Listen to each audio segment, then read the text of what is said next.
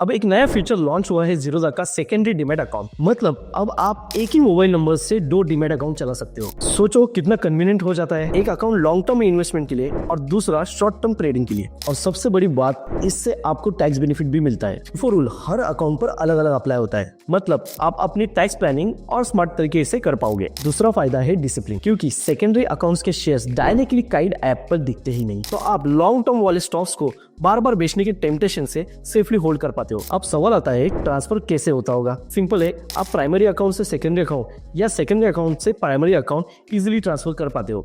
हर transfer पर सिर्फ 13 rupees plus 18% GST, मतलब लगभग 15 रुपीज 34 पैसे का चार्ज लगता है। लेकिन ध्यान रहे, ये सिर्फ इंडियन रेसिडेंट इन्वेस्टर्स के लिए अवेलेबल है। एनआरआई, एचयूएफ या कंपनीज के लिए ये ओपन नहीं है। और एक लिमिटेशन, सेकेंडरी अकाउंट्स के शेयर्स को आप मार्जिन या प्लेस के लिए यूज नहीं कर सकते हो। मतलब वो सिर्फ इन्वेस्टिंग के लिए बेस्ट रहेगा। अब बात करते हैं ओपनिंग प्रोसेस की। जीरोधा का सेकेंडरी डीमैट अकाउंट आप काइड ऐप या कंसोल से ओपन कर सकते हो। बस आपको नॉमिनी डिटेल ऐड करनी है और आईपी भी कंप्लीट करनी है, तो आपका अकाउंट 72 आवर्स में एक्टिवेट हो जाएगा। साथ ही साथ आपको टिपिंग भी मिलता है। सिंपल शब्दों में, आप अपनी इन्वेस्टिंग जर्नी एक ही लॉगिन से स्टार्ट करो और भी स्मार्ट, ऑर्गेनाइज्ड और टैक्स एफिशिएंट से। लॉन्ग टर्म और शॉर्ट टर्म इन्वेस्टमेंट को अलग ही रखो और अपनी ट्रेडिंग डिसिप्लिन मेंटेन करो। यह है जीरोधा का सेकेंडरी डीमैट अकाउंट, एक smart steps toward better investing.